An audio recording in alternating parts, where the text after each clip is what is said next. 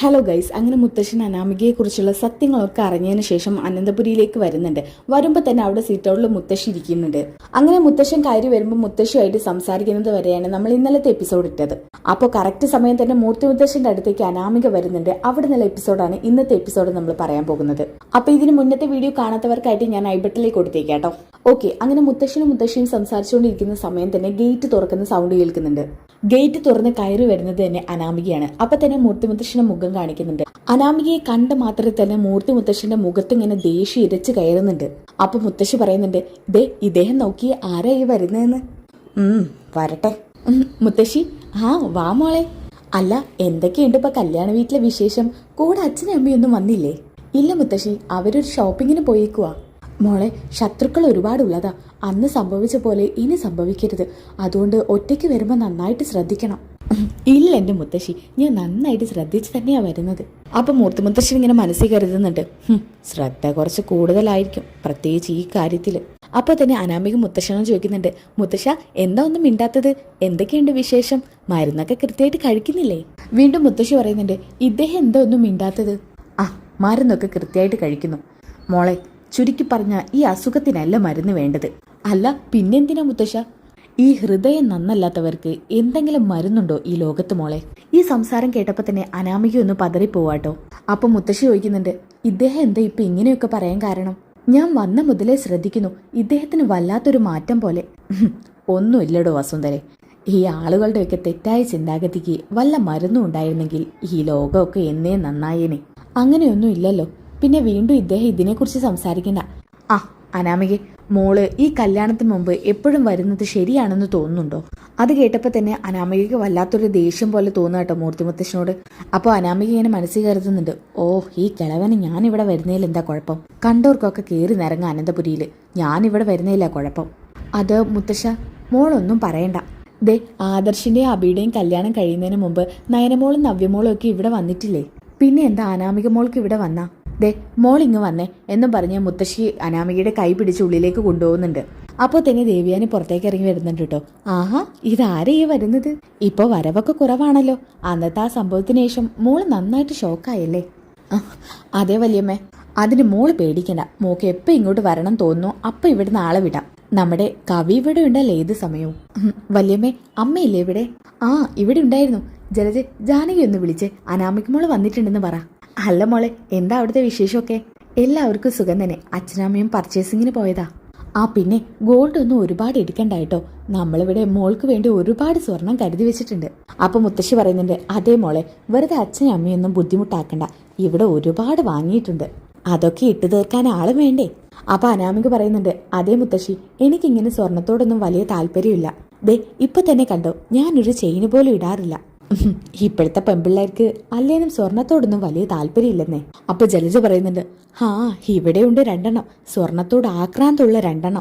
എന്നാൽ ഇതൊക്കെ മൂർത്തി മുത്തശ്ശൻ ഒരു സൈഡിൽ നിന്ന് കേൾക്കുന്നുണ്ട് കേട്ടോ. അപ്പൊ മുത്തശ്ശി പറയുന്നുണ്ട്, ജലജ, നീ ഒന്ന് നിന്റെ വായടയ്ക്ക് മിണ്ടാതിരുന്നേ. ഏത് സമയം വേണ്ടാത്ത കാര്യങ്ങൾ വായിന്ന് വരൂ. അപ്പൊ അനാമിക പറയുന്നുണ്ട്, വല്യമ്മേ, അച്ഛൻ കൂടുതൽ സ്വർണ്ണമൊന്നും എടുക്കുന്നില്ലെന്നാ പറയുന്നത്. ഹിട്ട് പൊതിയാൻ സ്വർണ്ണം ഉള്ളിടത്തേക്കല്ലേ കയറി ചെല്ലുന്നത്. പിന്നെ എന്തിനാ സ്വർണം വാങ്ങി തരുന്നതെന്ന്. അത് ശരിയാ. അപ്പൊ മുത്തശ്ശൻ ഇങ്ങനെ മനസ്സിൽ കരുതുന്നുണ്ട് കേട്ടോ. കിട്ടിയ അവസരം മുതലാക്കണമല്ലോ. അല്ലേനും ഈ കടക്കാരൻ എങ്ങനെ സ്വർണം വാങ്ങിച്ച് മകളെ കെട്ടിക്കാനാ? അപ്പൊ ദേവ്യാനി പറയുന്നുണ്ട്, എനിക്കൊരു മരുമകളുണ്ട്. പേരി മാത്രമേ അതുള്ളൂ. ഞാൻ ഒരിക്കലും അവളെ മരുമകളായി അംഗീകരിച്ചിട്ടില്ല. എത്രയൊക്കെ താഴ്ത്തി പറഞ്ഞാലും അവളുടെ ഡിസൈൻസ് ഒക്കെ കൊള്ളാം. അതിൽ നിന്ന് ഒരുപാട് ഡിസൈൻസ് മോൾക്ക് വേണ്ടി മാറ്റിവെച്ചിട്ടുണ്ട്. അപ്പൊ അനാമിക പറയുന്നുണ്ട്, സത്യം പറയാലോ, ശരിക്കും പറഞ്ഞാൽ എനിക്ക് 980 ഡിസൈൻസിനോട് വലിയ താല്പര്യമൊന്നും തോന്നിയിട്ടില്ല. എന്ത് കണ്ടാണ് എന്തോ ആളുകൾ അതൊക്കെ വാങ്ങുന്നത്. അനാമിക ഇത് പറഞ്ഞപ്പോൾ ദേവ്യാനും ജലജയും ജാനകിയും ഒക്കെ ഇങ്ങനെ പൊട്ടിച്ചിരിക്കുന്നുണ്ട് കേട്ടോ. അപ്പൊ അത് കേട്ടോണ്ടാണ് അങ്ങോട്ടേക്ക് നയന വരുന്നത്. ഇതാര്, അനാമികയോ? മോളിതെപ്പോ വന്നു? ഞാനിപ്പോ വന്നേ ഉള്ളൂ. അല്ല, എപ്പം നോക്കിയാലും ജോലി തന്നെയാണല്ലോ. അത് വീട്ടിലെ ജോലികൾ നമ്മൾ തന്നെ എടുക്കണ്ടേ മോളെ?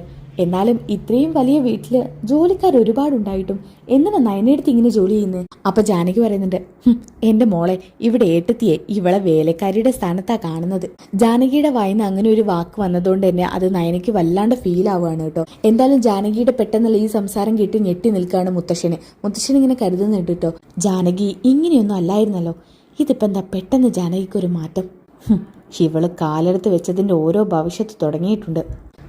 ജലജയുടെ അതേ സ്വഭാവക്കാരി തന്നെയാണെന്നാ തോന്നുന്നത്. അപ്പോൾ ജാനകി ഇത് പറഞ്ഞു കേട്ടപ്പോൾ ദേവയാനിക്ക് എന്തോ ഫീൽ ആവുന്നുണ്ട് കേട്ടോ. അപ്പോൾ ദേവയാനി പറയുന്നുണ്ട്, വീട്ടിലുള്ളവരൊക്കെ വീട്ടിലെ ജോലികൾ ചെയ്യണം, അതിപ്പോ വേലക്കാരി ആവണമെന്നില്ല, അത്യാവശ്യപ്പെട്ട കാര്യങ്ങൾ നമുക്കും ഇവിടെ ചെയ്യാലോ. അപ്പൊ അനാമിക ഇങ്ങനെ കളിയൊക്കെ ചിരിക്കുന്നുണ്ട് കേട്ടോ. എന്നാലും ഇത്രയും വലിയ ഡിസൈനറൊക്കെ ആയിട്ട് അടുക്കളയിൽ ഇങ്ങനെ ഒതുങ്ങി കഴിയാനാണല്ലോ നിങ്ങളുടെ ഭാഗ്യം.